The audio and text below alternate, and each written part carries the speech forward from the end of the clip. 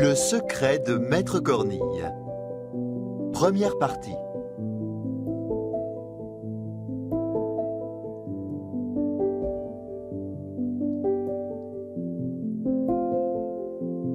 Maître Cornille est un vieux meunier qui fabrique de la farine depuis plus de 60 ans.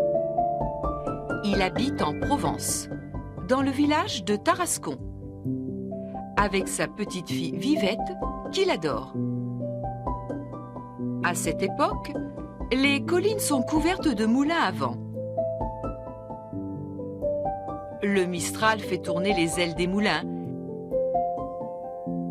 et les ânes sont chargés de sacs de farine et de blé.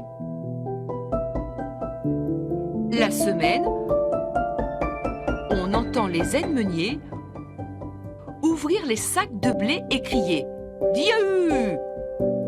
pour faire avancer les ânes. Le dimanche, les habitants du village se rassemblent sur les collines pour faire la fête. On mange, on boit, on chante, on rit, on joue de la musique et on danse la farandole.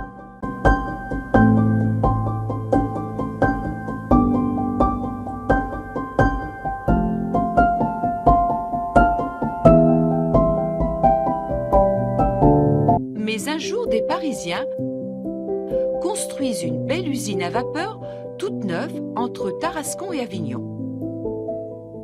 Séduits par la modernité de l'usine, les paysans de la région décident d'y porter leur blé. Les meuniers, eux, essaient de résister à la concurrence par tous les moyens. Malheureusement, ils abandonnent l'un après l'autre et quelques semaines plus tard, tous les moulins à vent sont fermés.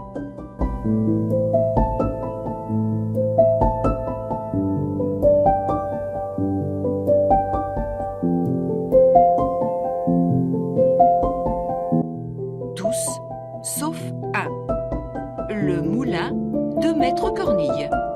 En effet, le vieux meunier continue à se battre pour sauver l'honneur de son moulin.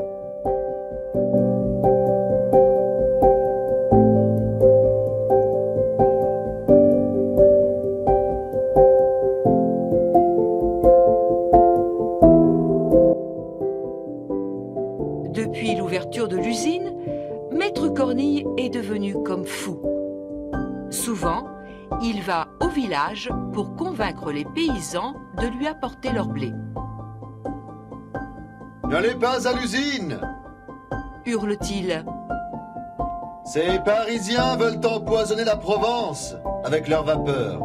C'est une invention du diable. Moi, je travaille comme nos ancêtres, avec le Mistral et la Tramontane. »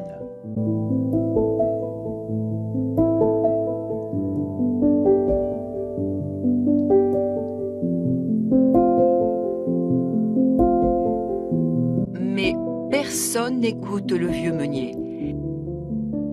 Et les paysans continuent de faire leur farine à l'usine à vapeur. Très triste, Maître Cornille décide de s'enfermer tout seul dans son moulin. Il est tellement malheureux qu'il dit à sa petite fille Vivette de partir. Vivette est alors obligée de travailler très dur dans des fermes de la région. Maître Cornille fait souvent plusieurs kilomètres à pied pour aller la voir. Quand il arrive à la ferme, il se cache derrière des buissons. Il regarde Vivette pendant des heures et il pleure.